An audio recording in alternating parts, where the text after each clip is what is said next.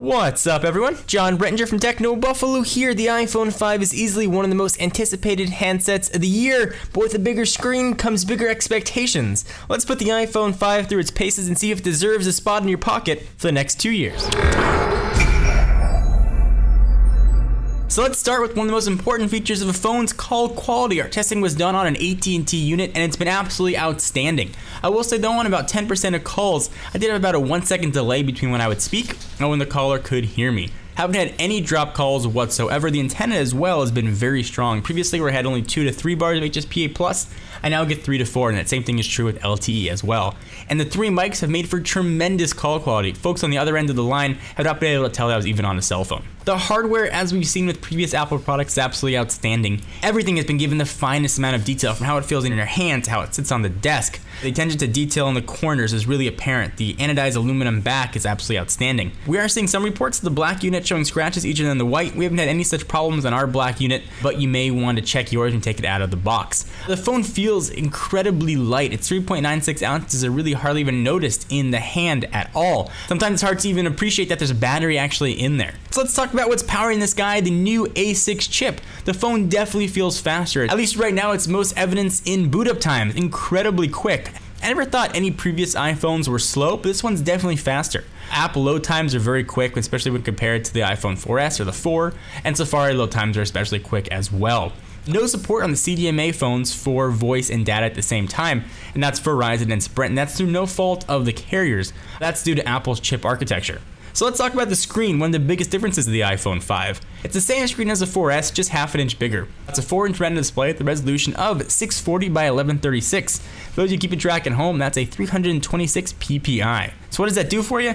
It adds an extra row of icons. Essentially, the aspect ratio is now 16 by 9. So say goodbye to black bars, you now get full widescreen video, which it's wonderful for. Videos and pictures look great on the screen. You get a bigger landscape keyboard, so if you do a lot of typing in that orientation, you're going to get a really improved experience. It does make reaching for the lock button a bit difficult, which I understand is a bit strange. I've always commented on how much I hated the lock button on the right side of the phone, but I've actually gotten used to it using Samsung devices over the past few months. But if you do have smaller hands, you're going to have to shimmy the phone a little bit to get to that lock button. Something to keep in mind. You might want to try a phone in your hand before you go and pick one up. The new Lightning connector, it works just as well as a 30-pin. It charges and syncs. The reversibility of it is quite nice. Where things get a bit hazy and dicey is in the adapters and accessories. $30 adapter is highway robbery. So I understand Apple had to do it. They wanted to go all digital. They wanted to make it smaller so they can make the devices smaller. I understand that. I think the consumers have understood that as well. But a gesture of good faith would have been including an adapter in the box. When the iPhone first originally launched, it included a dock. Nothing that was necessary to the phone, but it was a really nice gesture on Apple's part. I would have liked to have seen that be repeated and have some sort of adapter included with purchase. Another big improvement here is true 4G data. We've got LTE and it is fast. On AT&T, I'm getting speeds about twice as fast as HSPA+. I am having poor wall penetration though versus competitors, and that may be due just to younger network, and that's only on LTE. So be wary if you're going to rely on LTE where you're at. You might want to double check to make sure you're going to get a strong signal indoors. So you've got a bigger screen, you've got a faster processor, you've got 4G data. How is that going to affect battery life? Apple claims battery life is a bit better than the 4S. In my experience though, that's not true. With LTE on, I'm getting about 10% less than I did with the iPhone 4S. So if you have a 4S and you end the day with more than 10%, you'll be fine. And a bit of a disclaimer, I didn't do any battery saving. I had the brightness turned on about 80%. I had email being pulled down every 15 minutes, text messages, a couple hours of phone calls, and I ended the day with about 20% battery life. Apple claims you should get about 8 hours of talk time. I found that to be just about true. So there's been a lot of talk about the camera on the iPhone 5. We did a video comparing the 5 to the 4S. We noticed actually little difference in the still images, even in low light, which Apple was really touting. Video, that was another story. Image stabilization really helped the video quality, and the mic in the iPhone 5 sounded much better than the 4S. The front-facing camera also is great now for taking self-portraits. And of course, you got 720p for improved FaceTime or Skyping with your friends, family, or acquaintances. Panorama is also a really cool additional feature, something that we've had though in apps and other phones have had for quite a while, but it is nice to see it natively make its way to iOS. Some are reporting Wi-Fi issues. We haven't had any with our unit. I'm actually noticing tremendous increase in speed and range, and that's due to its multi-band support of 2.4 GHz and 5 GHz. So if you've got a router that broadcasts both, you're gonna notice incredible range. When I pull into my garage, usually I maybe would have 1 bar of Wi-Fi, Now I've got full Wi-Fi signal, and it's fast Wi-Fi signal. So we've talked quite a bit about the hardware on the iPhone 5. Let's talk about the software that's powering it. Let's begin with what Apple got right in iOS 6. The app experience really is incredible with the iPhone. I've been using Android devices for the past 6 months, and I forgot how great it is when developers only have to code for one device. Although now they technically have to code for 2 screen sizes. But really, when it comes to experience and speed, I've noticed the iPhone really being an improvement there. Letterboxing is a pretty good solution for fragmentation. It's up to developers though on how they want to implement it, or whether or not they decide they want to implement it at all. If you've got a black iPhone, you'll hardly even notice it. The difference between the black outside bezel and the black screen just looks like a little smaller display. On the white phone, it's going to be a bit more evident, so you might want to keep that in mind to decide which color to pick up. Siri also has seen a lot of improvement. Although it's still in beta, it's now much faster. Initially, we compared it with Google Search, and it got blown away. Now though, totally different story. They are on par, and some would say Siri's even better. She now speaks more naturally. You have a less robotic voice. You have more options for what you can do. You can search for sports, movies, or even open applications, and I think there's even a hint of a southern accent in there.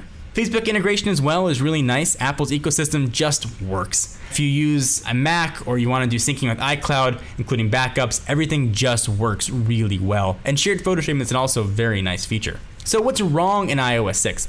Well, I wish there was some way to dial from the home screen, similar to what you can do in Android. I know there are apps that'll sort of do that, but instead of having to hit the phone button, go to favorites, and then dial, or hit the phone button, go to contacts, scroll, and find the person you want, I wish I could just dial, like my wife, for example, right from the home screen. Also, there's no quick way to view information similar to widgets in Android or live tiles in Windows 8. I would have really liked to have seen some way to do that as opposed to having to open up the application itself. Also, no landscape support. For example, if you're typing a note or anything that requires a landscape keyboard, you want to multitask, still in the opposite orientation. I would have liked to have seen some sort of landscape support in iOS 6. You have a beautiful 4-inch screen. When I rotate the phone, I want the operating system to rotate with it. Siri, while she has improved, I wish she could do a bit more and control settings, which I could turn on and off Wi-Fi, Bluetooth, or brightness. Next, let's talk about Maps. Google Maps was absolutely tremendous. It was a great, advanced operating system. It had been aged and honed. It was like a fine wine of software, and Apple said no more. Replace it with something not nearly as good. When you're replacing something that's been really solid and tried and true with something not as solid or tried and true, there is going to be backlash, and Apple has really seen that with Maps. And not to say it's all bad. Turn-by-turn direction actually works pretty well, but there are some glaring features. Flyover is neat to see, but instead of seeing buildings in 3D, I'd much rather see some version of Street View. So I'm going to a restaurant, I want to know what it looks like when I get there, so I'm not driving right past it. I don't really need to see what the tops of buildings look like. But I do expect subsequent versions of the operating system should improve the map experience. Apple is actively looking to hire, even rumors that they're hiring folks from the Google Maps team. So I expect Maps to become up very, very quickly. And then YouTube, keeping in line with what I did with Maps, any native Google application is now gone. It's been replaced on the iPhone with Google's own version, which gives you the same navigation you've seen with Android. I preferred the way Apple did their YouTube application, but that's just a personal preference. Passbook, I'm not sure where this one falls in the good category or the bad category. Right now it's a bit useless, but has potential to be useful. If you ever bought movie tickets on your phone and you have to take it in and have them scan it, essentially all Passbook does, it takes that barcode and that QR code, whatever it might be, puts it all in one place. Same thing with concert tickets, baseball tickets, and hopefully at some point with gift cards as well. And as developers start developing more apps for Passbook, it may get more useful,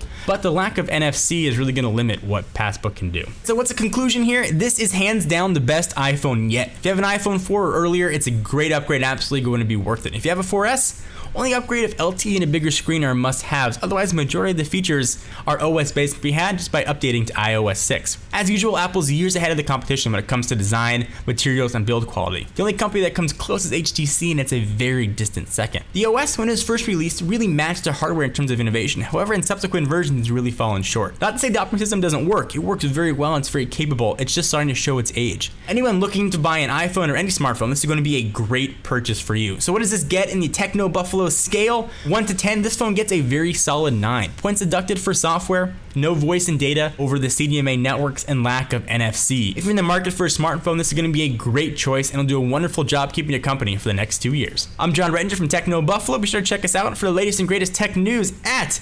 technobuffalo.com.